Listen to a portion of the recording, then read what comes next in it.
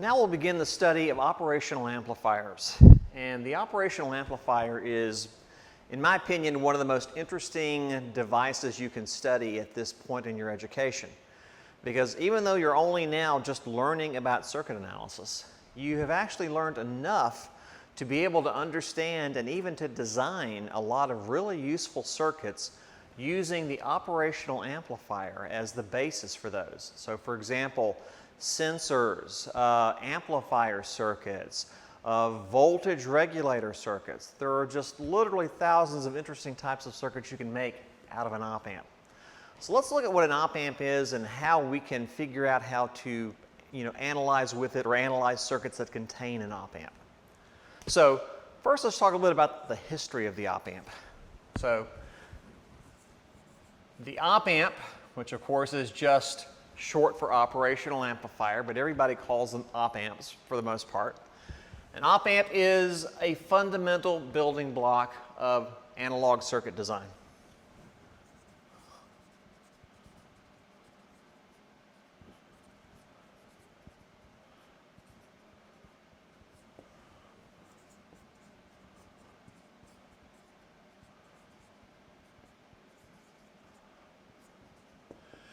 And the op-amp really got its start early in the 20th century.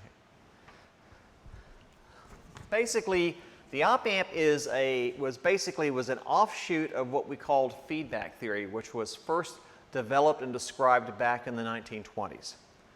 So the op-amp was originally, the operational amplifier was originally a piece of expensive laboratory equipment. If you had an electronics lab, you might have an operational amplifier in the lab, a feedback amplifier. This is usually constructed using vacuum tubes. It was a very expensive piece of lab equipment. So prior to World War II, the op-amp was a very expensive device.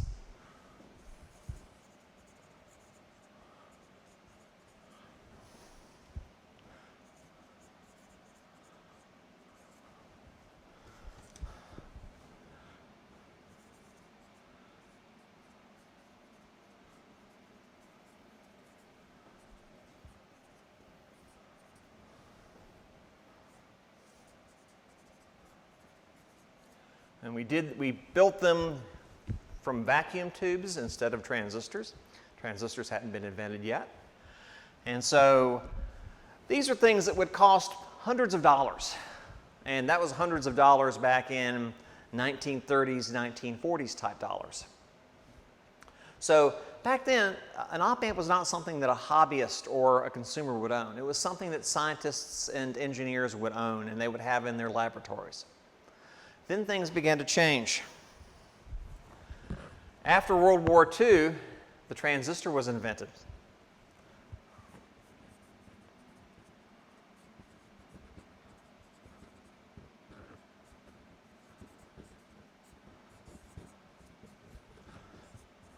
So Bell Labs, researchers at Bell Labs introduced the transistor, and this was after World War II.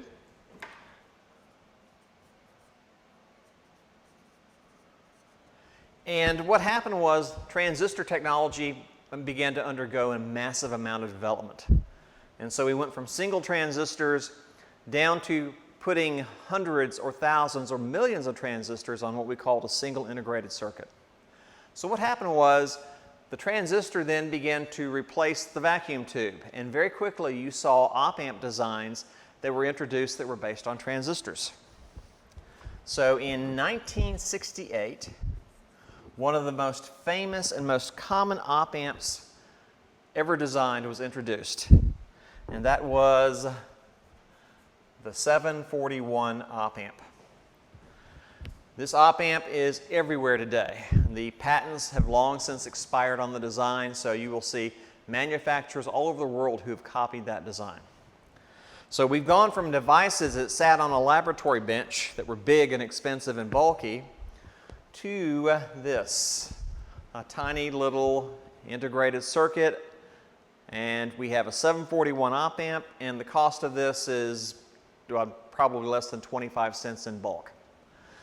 We've gone from something where it was a disaster if you destroyed an op-amp prior to the invention of the transistor to the point where literally we hand these out for free and throw them in the trash if they get accidentally destroyed. So what's happened is that op-amps began to propagate throughout modern design. And in fact, op-amps don't even exist as necessarily as separate components. Nowadays, you will actually integrate an op-amp circuit into a much larger integrated circuit. So in all likelihood, you probably own thousands of op-amps in all of your electronic gadgetry that you own, and you don't even realize it. Okay, so we've gone from something now that is just a few cents, which means that the application of op-amps to all sorts of consumer and hobbyist electronics exploded over the decades. So we're going to look at some simple circuit designs, some basic circuit designs to illustrate how an op-amp works and to also show just how versatile of a device these are in terms of how you can design them. Now, I want to emphasize that what is inside of an op-amp is transistors, diodes, and multiple components. We're not going to actually learn how to design an op-amp in and of itself. What we're going to do is we're going to learn how to design circuits using the op-amp. So we're going to basically treat this op-amp as if it were almost like a basic circuit element. And in fact, as we will see, we can actually model it that way. Okay? So let's look at how we represent an op-amp in a circuit schematic.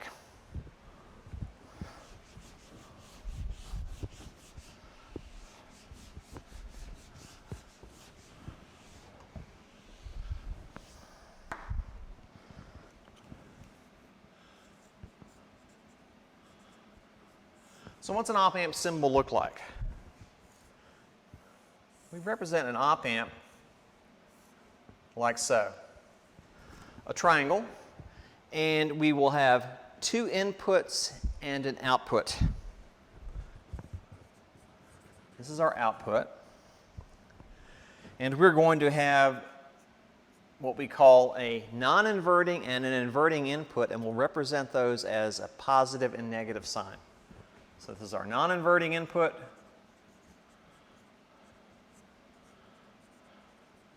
And this is our inverting input. In addition, an op-amp, when you build an op-amp or you build an op-amp circuit, an op-amp has to have electrical power to power up all of the elements inside of it, all the circuit components in it. So what you'll find is op-amps also include two power supply connections, a way to connect up to this op-amp so that we can feed it electric power. So we're going to have a positive power supply connection.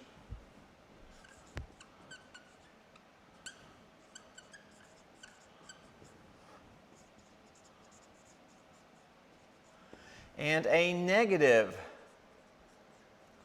power supply connection.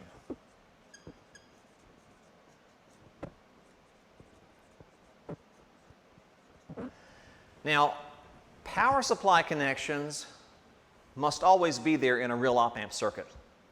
But in a lot of the circuits we're going to analyze in this course, we're going to just ignore them and not draw them. So they're there, they're not drawn, but they're always assumed. So these are always assumed, but not always drawn.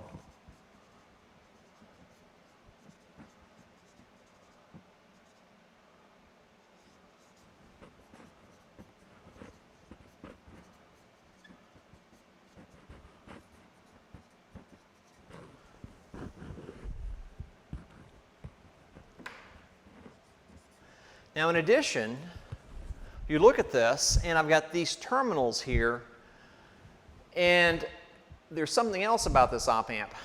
All of these terminals are all going to be referenced with respect to ground. So we're going to analyze op-amp circuits using nodal analysis.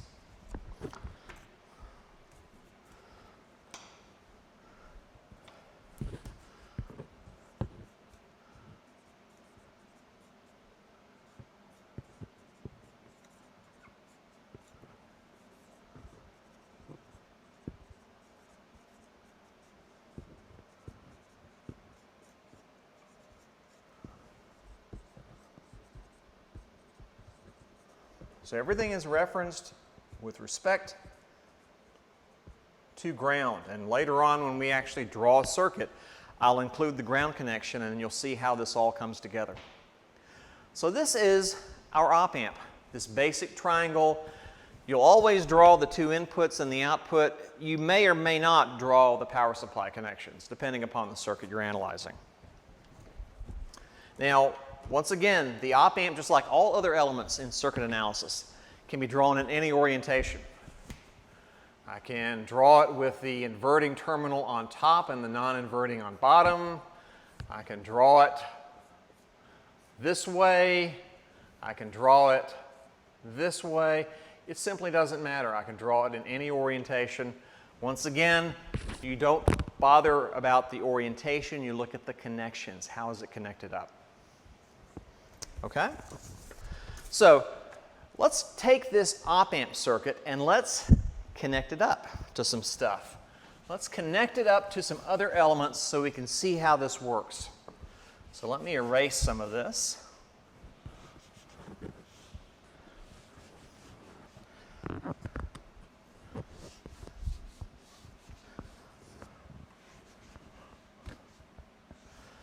And what I'm going to do is I'm going to connect this to some sources. So in this case,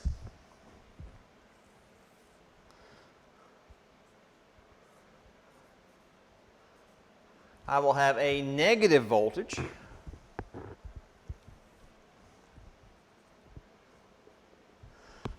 reference with respect to ground. So notice that's going to be a negative voltage to that terminal. That's my negative power supply.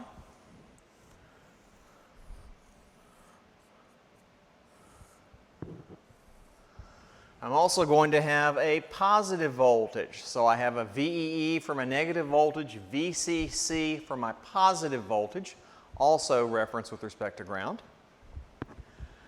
And then I'm going to connect a couple of input sources.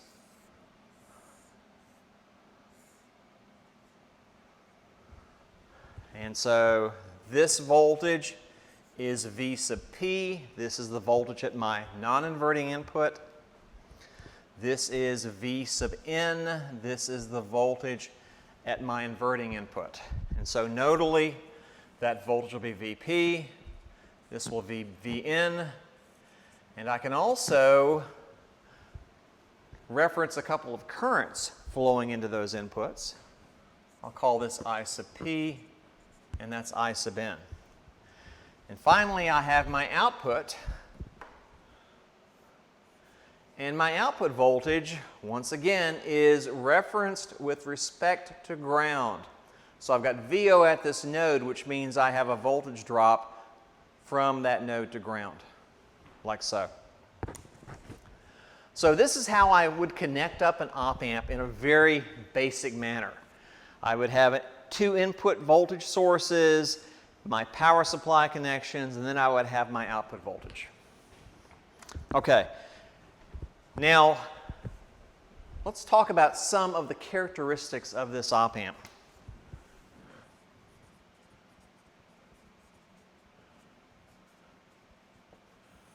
First of all, IP and IN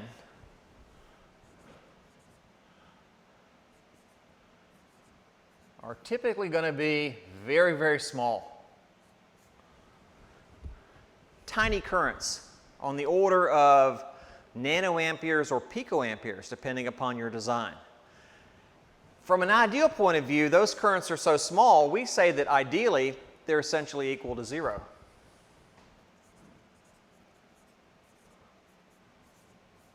And that would be the ideal case, which in fact we're going to consider. Those currents are so small, in most op-amp designs, we're going to, at least in this class, ignore them. You can't always really ignore them in true designs. If you take a more advanced course in op-amps, you'll find out why. But as far as we're concerned, we're going to tend to just ignore them. Okay? In addition, there is a relationship between the output voltage and the two input voltages, VP and VN.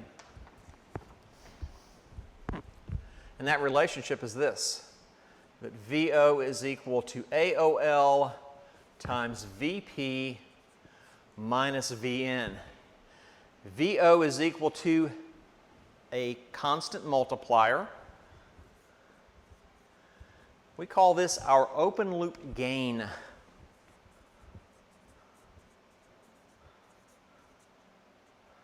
And why we call it open loop, I'll explain a little bit later. But the open loop gain is a large multiplier value. That's all we're going to consider it, just a big constant. In a commercial op-amp, something you would buy, AOL typically is going to be in the range of anywhere from 10 to the third to 10 to the seventh. So values in hundreds of thousands or millions for the open loop gain. It's a very, very large number. So what that says is a very, very tiny difference between VP and VN will actually turn out to be a very large voltage.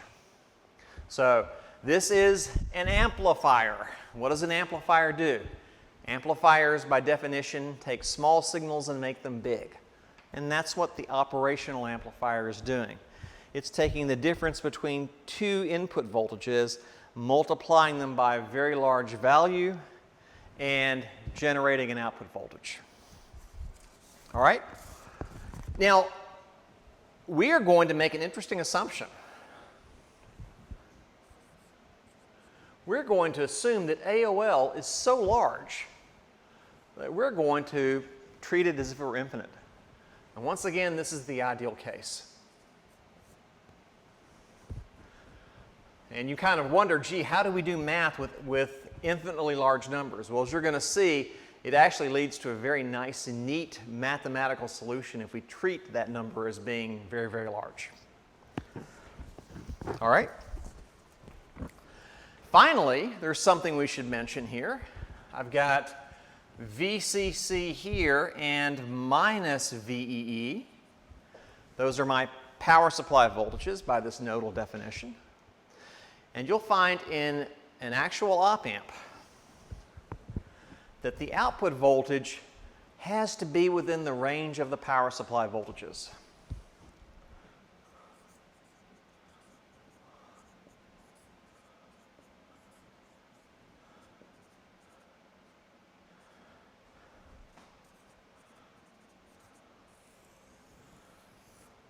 So this is our last property of op-amps. Gain equation, our output is limited to being within the range of the power supply voltages, and we're going to assume our input currents are going to be effectively zero. Now, once you make these assumptions about the open loop gain being infinite and the input currents being equal to zero, you can actually replace that op-amp with a very simple internal model.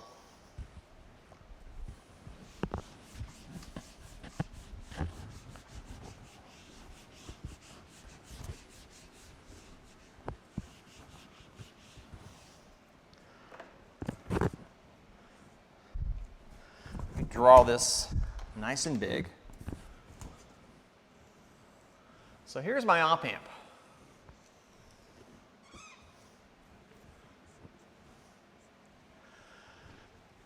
What's inside that op-amp? Let me show you how we're going to represent it. The inside of an op-amp can be represented like so. First of all, the inputs are just a couple of wires that are not disconnected to anything. So I've got VP here, I've got VN here, and so any voltages are simply going to appear at these terminals. Then I've got my output terminal.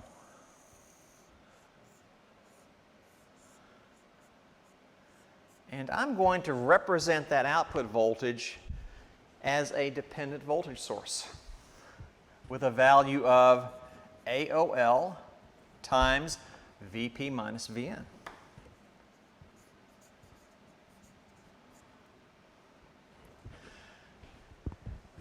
And that's VO. So note what I have here. First of all, the input currents are equal to zero. And the reason why they're equal to zero is because they're just disconnected wires. So that matches very nicely. And for the output voltage, VO is equal to AOL times VP minus VN, that's just represented with this dependent source. So the circuit is really nothing more than a dependent voltage source controlled by those two inputs. Now for now we're going to ignore the power supply issues. We're just going to treat this as a dependent voltage source. But if we let AOL go to infinity,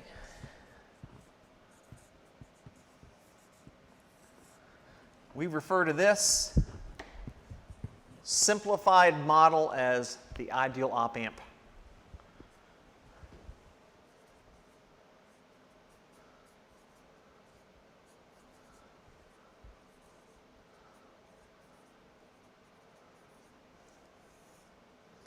So an ideal op-amp has infinite open loop gain, zero input current. We just ignored the power supply entirely. And now it's nothing more than a dependent voltage source, which therefore means that if it's just a dependent voltage source, we can analyze it using the circuit techniques we've already learned. So this is obviously not what's inside of an op-amp. What's inside of an op-amp is transistors, diodes, other types of circuit elements. But as far as we're concerned, we're going to treat it like this. All right? So let's look at how we can analyze an op-amp next time based on this simple ideal op-amp model. And let's look at a few simple circuits you can construct with op-amps, and we will see what technique you have to use in order to analyze these circuits.